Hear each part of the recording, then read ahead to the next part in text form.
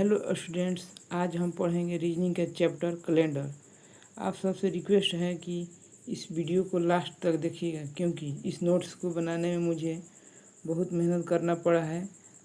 So start करते हैं class को। पहले की जैसा कि आप जानते हैं कि एक साल में 365 दिन होते हैं और 12 मंथ होते हैं। पहला टॉपिक है ओड डे निकालना है। जैसा कि ओड डे निकालने के लिए हमें जो जितने दिन होते हैं उसमें 7 से डिवाइड करते हैं, जो रिमाइंडर बचता है वही ओड डे होता है। जैसा कि जनवरी में 31 दिन का महीना लगता है, इसमें 7 से डिवाइड करेंगे तो 3 डे ओड आएगा। और जो फरवरी का मंथ होता है, यदि लीप ईयर वर्ष है तो 29 का महीना होता है, अदरवाइज 28 दिन का होता है। सो इसमें 7 से डिवाइड करेंगे तो 0 या 1 ओड डे आएगा। इसी तरह मार्च में 7 से डिवाइड करेंगे तो 3 डे ओड डे आएगा। सो जैसा कि एक सप्ताह में 7 दिन होते हैं, तो आज थर्सडे है, तो 37 दिन बाद कौन सा दिन होगा। जैसा कि अगर क्वेश्चन आ जाए तो 7 से 37 में भाग देंगे, 7 5 35, टू रिमाइंडर आएगा तो 2 इसमें जोड़ देंगे थर्सडे में। थर्सडे के बाद सैटरडे हो जाएगा।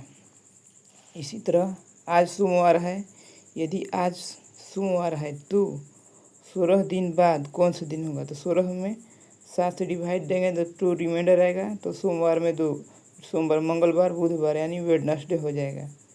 इसी तरह आज अगर सोमवार है तो 16 दिन पहले कौन सा दिन होगा, यानी 16 दिन पहले पूछ रहे हैं अब। तो यानी कि -16/7, 7 दूनी 14, 2 -2 या 5 रिमाइंडर हो जाएगा। तो -2 यानी कि सोमवार में से 2 घटाएंगे तो रविवार, शनिवार यानी सैटरडे हो जाएगा। या 5 सोमवार में जोड़ेंगे 5 दिन तो सैटरडे ही होगा। If today is Monday then what will be the day after 34 days, यानी यदि आज सोमवार है तब क्या होगा 34 दिन बाद। यानी 34 में 7 से डिवाइड करेंगे यानी 34/7, देन रिमाइंडर आ जाएगा 5 +5 या -1 -2, सॉरी यहाँ -2 हो जाएगा, बोले +6 या -1, यानी मंडे से 1 कम करेंगे तो संडे हो जाएगा।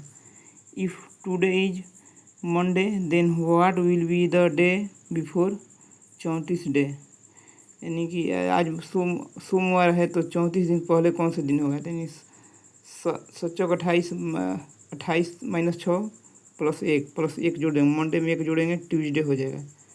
आज सोमवार है तो 5 दिन पहले कौन सा दिन होगा, यानी 5 दिन पहले कह रहा है तो -5 या +2, या सोमवार में से 5 दिन 5 घटाएंगे 5 दिन पहले या 2 जोड़ेंगे तो सोमवार मंगलवार बुधवार वेडनेसडे। आज सोमवार है तो 6 दिन पहले कौन सा दिन होगा। तो आज मंडे है तो 6 दिन पहले या -6 या +1, यानी मंडे से 1 दिन नेक्स्ट कौन होगा, ट्यूसडे हो जाएगा।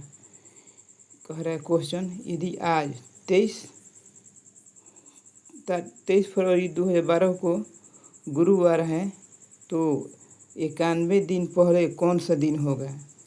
तो 91 में 7 से डिवाइड करेंगे 63 91, यानी कट जा रहा है, रिमाइंडर 0 बच रहा है, यानी कि वही दिन सेम हो जाएगा। जो अगर रिमाइंडर 0 है तो सेम डे हो जाएगा, यानी गुरुवार ही हो जाएगा। आज ट्यूसडे है तो 117 दिन बाद 7 से भाग देंगे, 7 दूनी 14, 7 एकम 7, 4 11 7, इसमें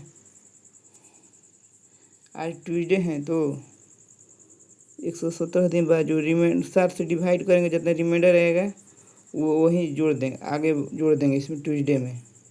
आज सैटरडे है तो 514 दिन बाद कौन सा दिन होगा। तो 514 में हम 7 से डिवाइड करेंगे, जैसा कि 514 7 से भाग देंगे, 7 49 2 51 4 70 के 21, यानी 3 रिमाइंडर बच रहा है तो 3 बढ़ाएंगे, -3 +4, तो +4 सैटरडे में शनिचर रविवार, सोमवार, मंगलवार, बुधवार यानी वेडनेसडे हो जाएगा।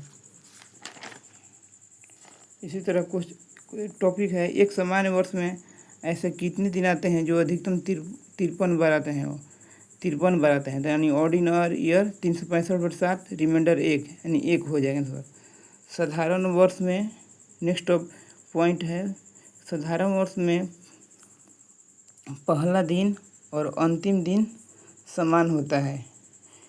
नेक्स्ट, एक लीप वर्ष में ऐसे कितने दिन होते हैं जो अधिकतम 53 बार आते हैं, तो एक लीप वर्ष में 366 दिन होते हैं, उसमें हम 7 से डिवाइड करेंगे, 7 से डिवाइड करेंगे, रिमाइंडर 2 बचेगा, वही आंसर होगा। लीप वर्ष का अंतिम दिन वर्ष के पहले दिन का अगला दिन होता है। यदि एक जैसा कि लीप वर्ष में जो साल का पहला दिन होता है, तो लीप वर्ष का अंतिम दिन उसका अगला दिन होता है।